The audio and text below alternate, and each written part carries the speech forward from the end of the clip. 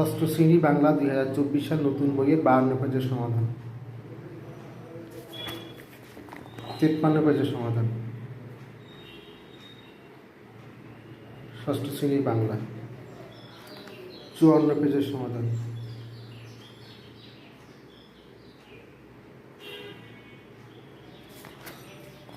55 পেজের সমাধান।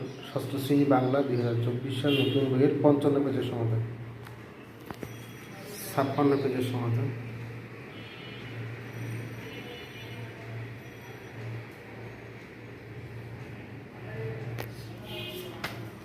57 পেজের সমাধান,